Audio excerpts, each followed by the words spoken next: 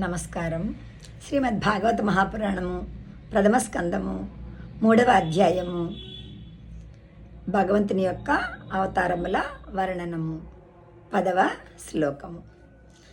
పంచమ కపిలో నామా సిద్ధేశ కాల విప్లుతం ప్రోవాచాసురయే సాంఖ్యం తత్వగ్రామ వినిర్ణయం. 5వ అవతారమునందు సిద్ధపురుషుడైన కపిల మహర్షి రూపములో ఆవిర్భవించెను. ఈ అవతారమున కాలక్రమమున లుప్తమైన సాంఖ్యశాస్త్రమును వర్ణించెను.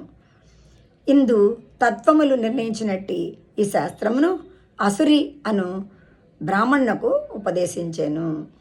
11వ శ్లోకము.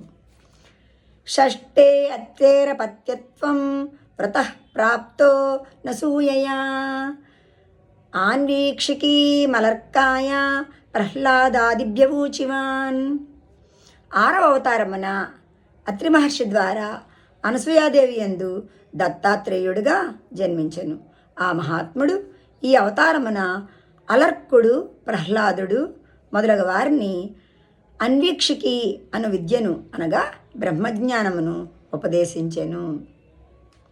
12వ శ్లోకము.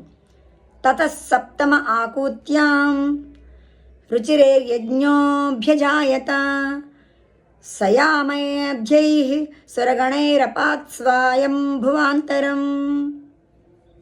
7వ అవతారమున రుచి అను ప్రజాపతి వలన అతని భార్యగు ఆకూతి యందు యజ్ఞుడు అని పేరుతో అవతరించెను.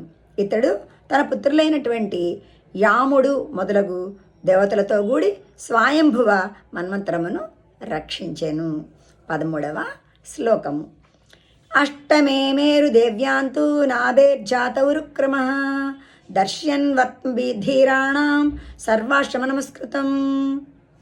8వ అవతారమునందు శ్రీ మహావిష్ణువు నాభి అను రాజునకు మేరుదేవి అను అతని భార్య యందు ఉరుక్రముడు అనగా వృషభదేవుడు అను పేరుతో ఆవిర్భవించెను. ఈ అవతారమున ఆ మహాత్ముడు పరమహంసల మార్గమును తన ఆచరణల ద్వారా సూచించెను. ఇది సకల ఆశ్రమముల వారికిని ఆదరణీయము అయినటువంటిది. 14వ శ్లోకము.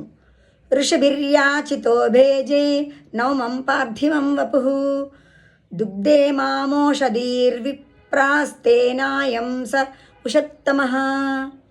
బ్రాహ్మణోత్తములారా, 9వ అవతారమునందు ఋషీశ్వరులు కోరగా పృథు చక్రవర్తి అయినటువంటి పృథ్వీ నుండి సమస్త ఔషధులను పితికెను. అందువల్ల